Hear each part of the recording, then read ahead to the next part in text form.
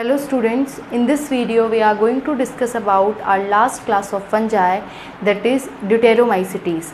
In our previous video we had completed 3 more classes like Phycomycetes and उसके 2 क्या थे सब क्लासेस थी Zygomycetes, Oomycetes, ध्यान रखिएगा।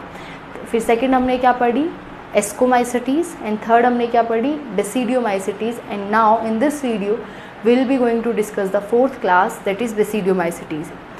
सी रिमेंबर वन थिंग, आपको जो भी फंजाई हैं उनके सबके कॉमन नेम्स लर्न करने हैं, बिकॉज कॉमन नेम से क्वेश्चन आ जाते हैं।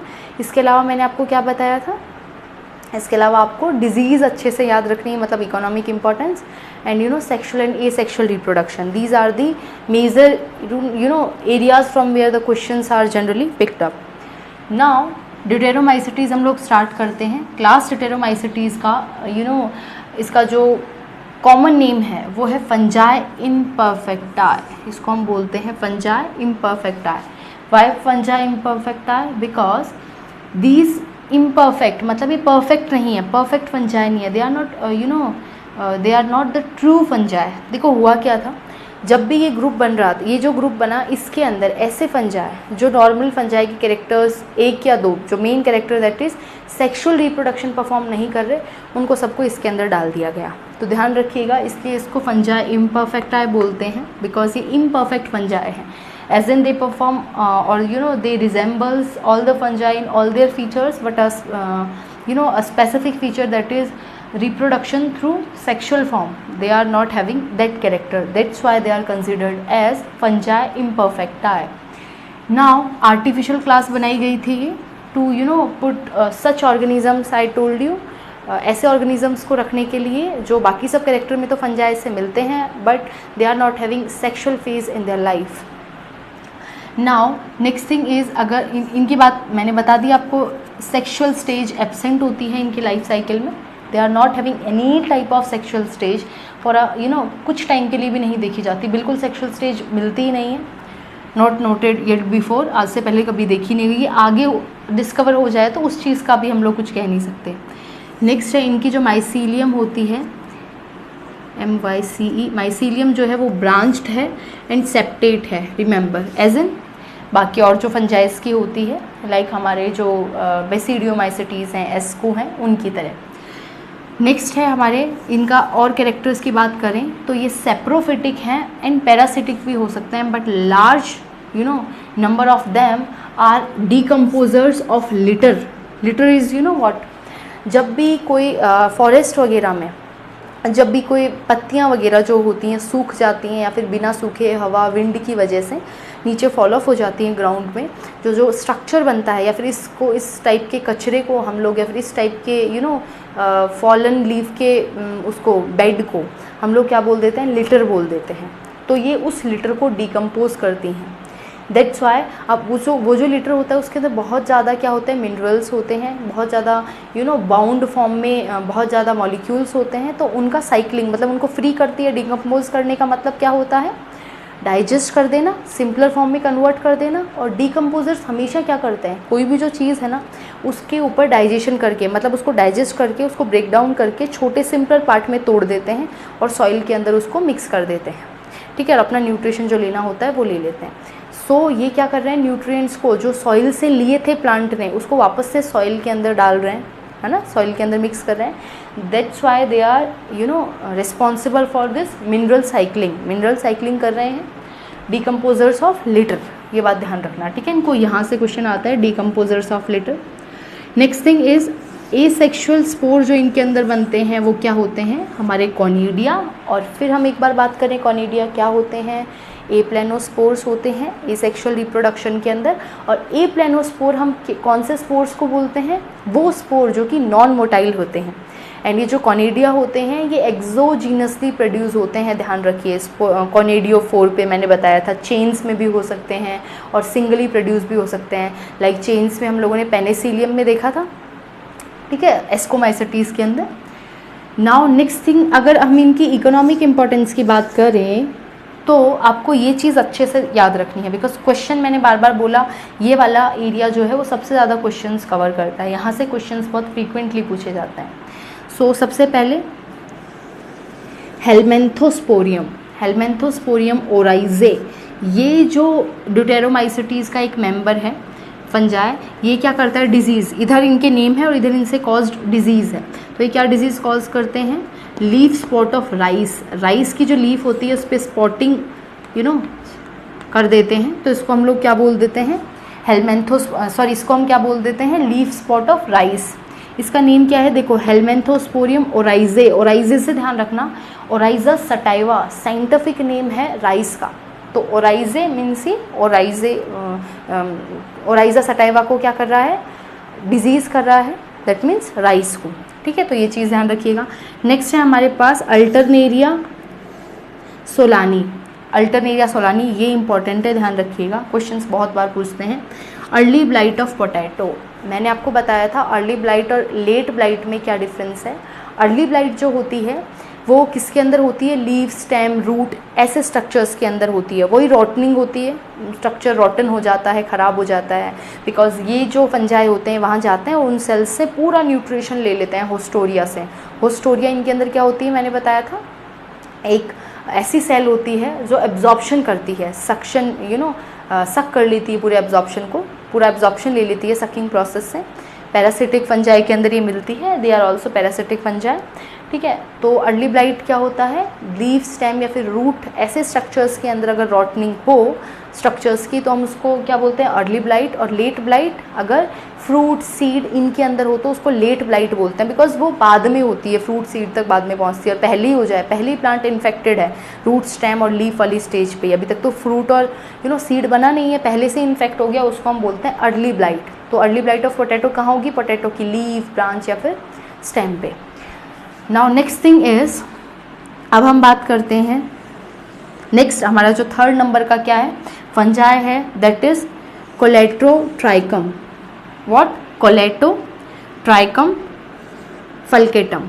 कोलेटोट्राइकम फल्केटम जो है वो क्या कॉज करता है, red rot of sugar cane. I think ये डिजीज़ सबको पता होगी हमें, पर ये नहीं पता था ये कॉज कौन करता है, एक फंजाई।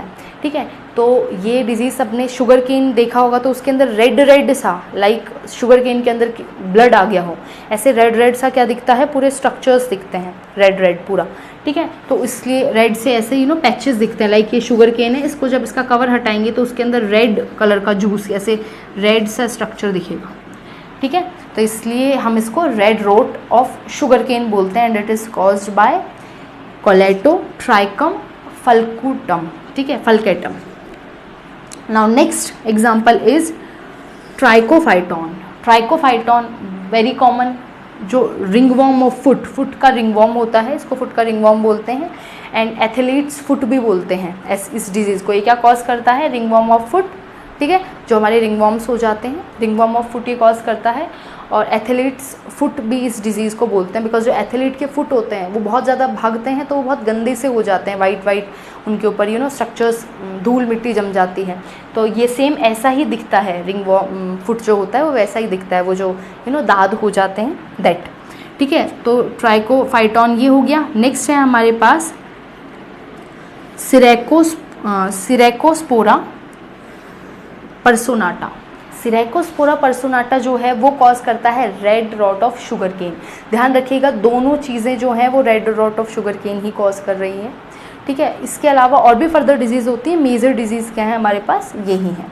नेक्स्ट है, अब देखो इन पांचों को लर्न करने का एक हमारे पास ट्रिक है। उससे पहले मैं ट्रिक बताने से पहले आपको एक बार दो और एग्जाम्पल याद कर लेते हैं। जिब्रेलिना फ्यूजिकोराई। ठीक है, ये क्या डिजीज़ कॉज करता है, बकाने और foolish disease of rice. Rice के अंदर बकाने और फुलिश डिजीज़ कॉज करता है, ध्यान रखिए। Next we are having Fusarium. Fusarium जो है वो wilt of arhar. Wilt is what, wilting, wilt सूख जाना, मुरझा जाना, लीव्स क्या हो जाती हैं, रोल हो जाती हैं, विल्ट हो जाती हैं, बिकॉज ये जो फंजाई है, ये जो जाइलम की वेसल्स, सॉरी जाइलम के अंदर, जाइलम की जो आपकी वेसल्स होती हैं या फिर आपकी ट्रैकिड्स होती हैं, मेनली ट्रैकिड्स के अंदर क्या करता है, इन्फेक्ट करता है और उनको क्या कर देता है, ब्लॉक कर देता है। दैट्स वाई वाटर पहुंच नहीं पाता है, तो जो लीव्स होती हैं वो विल्ट हो जाती हैं। ठीक है, तो विल्टिंग ऑफ अरहर कौन कॉज करता है, फ्यूसेरियम। नाउ इन पांच को फर्स्ट 5 को लर्न करने के लिए हमारे पास क्या है, और ये ही 5 इंपॉर्टेंट है बिकॉज मेनली क्वेश्चन यहीं से आते हैं, यहाँ से भी आते हैं, ये 2 भी इंपॉर्टेंट है, बट इन 5 को लर्न करने के लिए हमारे पास एक छोटी सी ट्रिक है। वो क्या है? हे अल्टरनेरिया कॉल ट्राई करो। हे अल्टरनेरिया कॉल ट्राई करो। Hey means Helminthosporium, alternate Alternaria, call means Colletotrichum, try means Trichophyton, करो मीन्स सार्कोस्पोरा या फिर सरकेरोस्पोरा। ठीक है, तो ये क्या हो गया हमारा, इसकी ट्रिक हो गई इसको याद रखने की। ठीक है, तो ये आप इजीली, अगर आपको नहीं ट्रिक पसंद है तो आप ऐसे भी याद रख सकते हैं, बाकी जिनको है तो वो ट्रिक से भी याद कर सकते हैं। ओके, तो ये क्या हम लोगों ने क्या कंप्लीट किया है, ड्यूटेरोमाइसिटीज़। ध्यान रखिएगा, ड्यूटेरोमाइसिटीज़ को फंजाई इम्परफेक्टाई बोल रहे हैं। Why fungi imperfecti? because they are not having the sexual stage in their life cycle. That's why they are imperfect fungi, because all the fungi we had discussed earlier, they all have a sexual stage in their life for once, है ना, because the sexual reproduction is a prominent and most peculiar feature of the fungi. If they are not having this thing, then they are not true fungi. That's why this particular fungi, that is Deuteromycetes, is commonly known as फंजा imperfecta है। ये ध्यान रखिएगा with all the examples with their disease. ठीक है, ये सारी चीज़ें आपको याद रखनी है। अब देखिए, अगर ड्यूटेरोमाइसिटीज़ के अंदर अगर ऐसे ऑर्गेनिजम्स मिल भी जाते हैं फ्यूचर में या फिर डिस्कवर होते हैं, ऐसे ऑर्गेनिज्म जिनके अंदर कहीं पे भी लाइफ में थोड़ा बहुत भी सेक्सुअल स्टेज दिख रहा है, तो उनको एस्कोमाइसिटीज़ या फिर बेसिडियोमाइसिटीज़ के अंदर डाल देंगे, बिकॉज ये जो कैरेक्टर है ब्रांच्ड एंड सेप्टेट, ये कैरेक्टर एस्कोमाइसिटीज़ और बेसिडियोमाइसिटीज़ का है, इफ़ आपको याद हो तो। बिकॉज जो फाइकोमाइसिटीज़ हमने पढ़ी थी उसके अंदर तो सिनोसिटिक कंडीशन थी। दैट मीन्स जो एक ही जो साइटोप्लाज्म होता है उस सब के अंदर क्या थे, सारे कैरियन थे, मतलब वहाँ पे सेप्टा फॉर्मेशन नहीं होता था। सेप्टा कहाँ से स्टार्ट हुए हैं आपके, एस्कोमाइसिटीज़ एंड बेसिडियोमाइसिटीज़ के अंदर। ठीक है, सो दैट्स वाई अगर कोई भी तो ये कैरेक्टर इनके अंदर भी है, ब्रांच्ड एंड सेप्टेट स्ट्रक्चर, इनका जो माइसीलियम जो होता है वो भी सेप्टेट एंड ब्रांच्ड ही होता है, like asco and basidio. That's why अगर फ्यूचर के अंदर कोई भी ऐसा मेंबर मिलता है, मतलब अभी तो सर्च चल रहा है कि अभी भी खूब सारे इतने स्पीशीज़ हैं ऑर्गेनिजम्स की that yet have to be discovered, उनको डिस्कवर ही नहीं किया गया अभी। तो आपको पता है काफ़ी सारी ऐसी हमारे पास क्या होती हैं, स्पीशीज़ होती हैं जिनका डिस्कवरी होने से पहले ही वो एक्सटिंक्ट हो जाती हैं। डिस्कवरी भी नहीं हुई थी कभी, उन्होंने सस्टेन किया, हम उन तक अभी तक पहुँचे ही नहीं, हमने उन्हें देखा ही नहीं और वो एक्सटिंक्ट भी हो गई। ऐसी बहुत सारी स्पीशीज़ हैं। अब ऐसी कितनी है वो तो हमें नहीं पता। क्यों नहीं पता? बिकॉज हमने देखी ही नहीं है। ठीक है, तो ऐसा बोला जाता है, आई डोंट नो, ऐसी चीज़ बोली जाती है, बिकॉज मैंने तो देखी नहीं है। बिकॉज देखी नहीं है तो आप कैसे बोल सकते हो, बट ऐसा बोला जाता है जनरली, इट्स, है ना।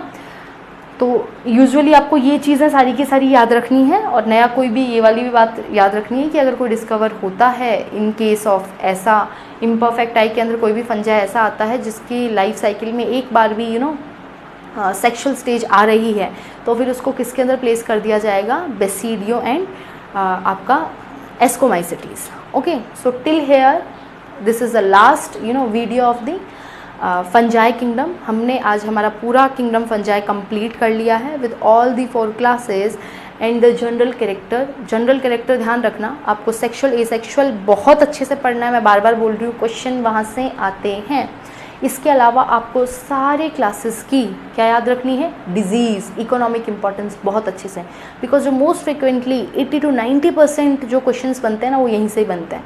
अब इसके अलावा एग्जामिनर ने अगर ज़्यादा ही कि भाई बच्चे सिर्फ यही पढ़ रहे हैं, मैं तो कुछ और डालूंगा, तो उस केस में वो कहीं से भी दे सकते हैं, तो उसका हम लोग अंदाज़ा नहीं लगा सकते, है ना। वो ये एज एन एक प्रोबेबिलिटी बताई जाती है कि मेनली यहीं से पूछे जाते हैं, बिकॉज अभी तक जो क्वेश्चंस देखे गए हैं जनरली यही है। बाकी इक्के दुक्के क्वेश्चन और कहीं से भी पूछ लिए जाते हैं, स्पोर्स और इनके अलावा भी क्वेश्चंस पूछे जाते हैं, लाइक माइसीलियम पे पूछ लेते हैं, डॉलीपोर सेप्टा किसके अंदर प्रेजेंट होता है, बाकी सब चीज़ें भी, cellulosic non cellulosic cell wall chitin की होती है, किसी में सेल्यूलोज की होती है और किसी में काइटिन की होती है। तो ये चीज़ें आपको अच्छे से याद रखनी है, चारों क्लास के अंदर याद रखिएगा। हम लोगों ने सारी चीज़ बहुत सही से पढ़ी है, आप लोग एक बार सबको रिवाइज़ कीजिए। ठीक है, मैंने बोला था नोट्स बनाइए, और जब एक बार पूरा टॉपिक कंप्लीट हो जाए तो उस चीज़ को रिवाइज़ करके उसके क्वेश्चंस प्लीज़ कर लीजिए, ताकि वो चीज़ आपको याद हो जाएगी। ठीक है, कुछ दिन बाद फिर से सिर्फ क्वेश्चन कर लीजिए उस चीज़ के, और वो चीज़ आपको पक्की एकदम अच्छे तरीके से याद हो जाएगी। ठीक है, तो आई होप आपको सारे चीज़ें समझ में आई होंगी, फंजाई किंगडम समझ में आ गया होगा अच्छे से। मैंने कोशिश की है बहुत अच्छा समझाने की। If you have any problem then you can ask me, है ना। फिर भी अगर आपको प्रॉब्लम आती है कहीं पे भी तो आप मुझसे पूछ सकते हैं।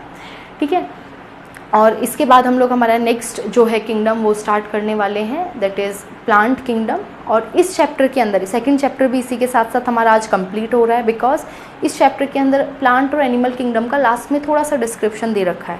और ये दोनों जो हैं किंगडम्स हैं, इनका हमारे पास सेपरेट क्या है चैप्टर है, that is plant kingdom and animal kingdom. तो हम अलग से अभी नहीं पढ़ रहे हैं, हम as an third chapter start करेंगे अब नेक्स्ट वीडियो में, दैट इज़ प्लांट किंगडम।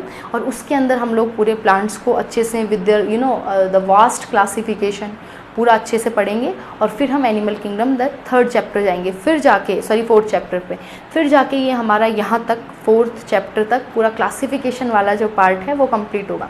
सो इसीलिए मैं बोलती हूँ 11th क्लास में क्लासिफिकेशन पार्ट बहुत ज़्यादा है, आपकी क्लासिकल जो है बायोलॉजी वो है फोर्थ चैप्टर तक, और ये यहाँ से थोड़े क्वेश्चंस भी अच्छे बनते हैं। तो इसको अगर आपने स्ट्रॉन्ग कर लिया थोड़ा सा, देन फिर कॉन्फिडेंस लेवल बहुत सही हो जाता है। इनके क्वेश्चंस यहीं से मैं आपको बोल रही हूँ वही सारे क्वेश्चंस होते हैं। एक बार आप ट्राई कीजिए, आपको पता चलेगा क्वेश्चंस कैसे आते हैं। मैं बोल रही हूँ एक बार क्वेश्चंस ट्राई कीजिए आप। ठीक है, so till here we had completed. Now from the next video we'll be going to discuss about plant kingdom. Okay, thank you.